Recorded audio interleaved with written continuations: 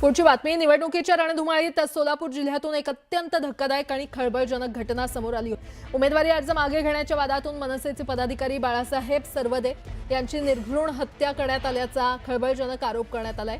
भाजप उमेदवार शालन शंकर शिंदे यांनी बाळासाहेब सरवदे याच्या डोळ्यात चटणी टाकून इतर आरोपींनी त्याच्यावर धारदार शस्त्राने वार केल्याचं फिर्यादीमध्ये नमूद करण्यात आलंय। या गंभीर गुन्ह्याप्रकरणी भाजप उमेदवार शालन शंकर शिंदे यांच्यासह एकूण 15 जणांवर गुन्हा दाखल करण्यात आलाय। तर सोलापुरातील जोशी गल्ली परिसरात भाजपचे माजी नगरसेवक शंकर शिंदे यांचे संपर्क कार्यालय भाजपच्याच दुसऱ्या गटानं फोडलं।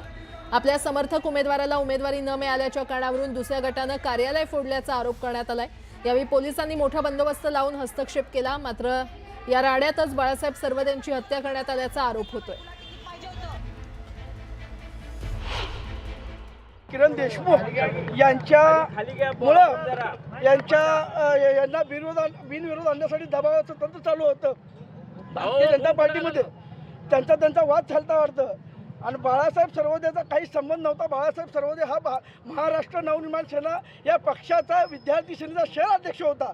शालन शिंदे, शंकर शिंदे त्यांचे जे मुलं होते आणि त्याचा जावई होता, यांनी त्याला घेटा घातला, त्यांना फोन आला, किरण देशमुख का मालकांचा फोन आला आणि त्यांनी जागेवर त्याला रिपीट केलं।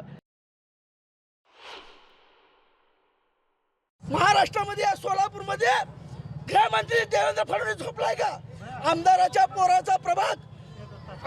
पोराचा प्रभाग कडे बिनविरोध करण्यासाठी माझी सुद्धा महाराष्ट्र नवनिर्माण सेनेचे माझी मुलगी संध्या भोसले ब मध्ये होती, त्याच्यासाठी बिनविरोध करण्यासाठी माझ्या सुद्धा दबाव होता।